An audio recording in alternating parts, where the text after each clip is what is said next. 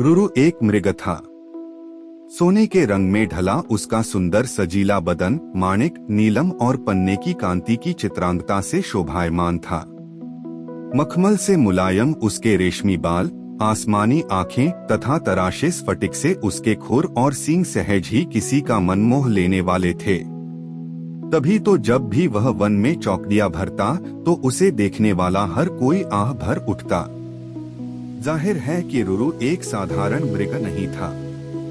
उसकी अप्रतिम सुंदरता उसकी विशेषता थी, लेकिन उससे भी बड़ी उसकी विशेषता यह थी कि वह विवेकशील था और मनुष्य की तरह बातचीत करने में भी समर्थ था।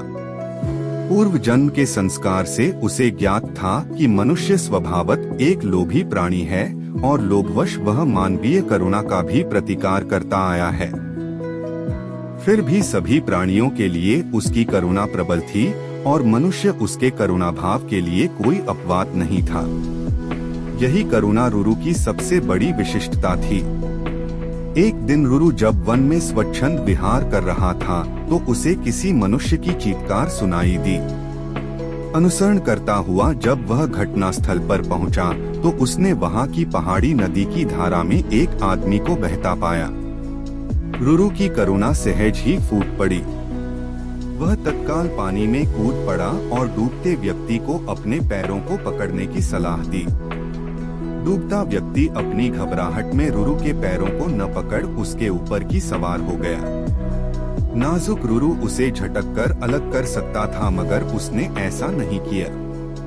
अपितु अनेक कठिनाइयों के बाद भी उस व्यक्ति को अपनी पीठ पर लाद बड़े संयम और मनोबल के साथ किनारे पर ला खड़ा किया। सुरक्षित आदमी ने जब रुरु को धन्यवाद देना चाहा तो रुरु ने उससे कहा, अगर तू सच में मुझे धन्यवाद देना चाहता है तो यह बात किसी को ही नहीं बताना कि तूने एक ऐसे मृग द्वारा पुनर्जीवन पाया है जो एक विशिष्ट स्वर्ण मृग है, क्योंकि तुम्हारी दुनिया के लोग जब मेरे अस्तित्व को जानेंगे तो वे निस्संदेह मेरा शिकार करना चाहेंगे। इस प्रकार उस मनुष्य को विदा कर रुरु पुनः अपने निवास स्थान को चला गया। कालांतर में उस राज्य की रानी को एक स्वप्न आया। उसने स्वप्न में रुरु साक्षात दर्शन कर लिए। रुरु की सुंदरता पर मुग्ध और हर सुंदर वस्तु को प्राप्त करने की तीव्र अभिलाषा से रुरु को अपने पास रखने की उसकी लालसा प्रबल हुई।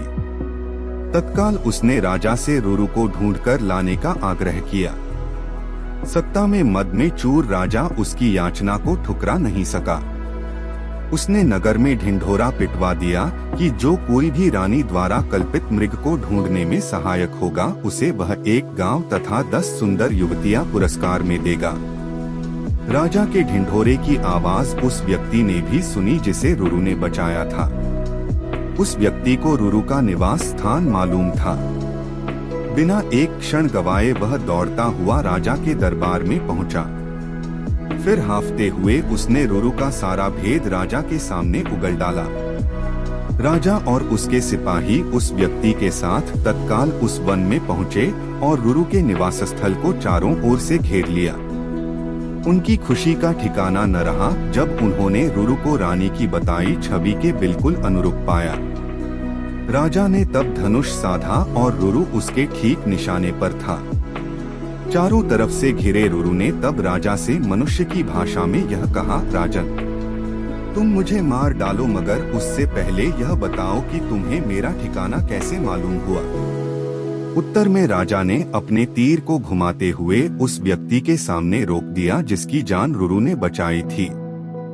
रुरु के मुख से तभी यह वाक्य हठात फूट पड़ा, निकाल लो लकड़ी के कुंदे को पानी से, न निकालना कभी एक अकृतज्ञ इंसान को। राजा ने जब रुरु से उसके संवाद का आशय पूछा तो रुरु ने राजा को उस व्यक्ति के डूबने और बचाए जाने की पूरी कहानी कह सुनाई। रुरु की करुणा ने राजा की करुणा को भी जगा दिया था।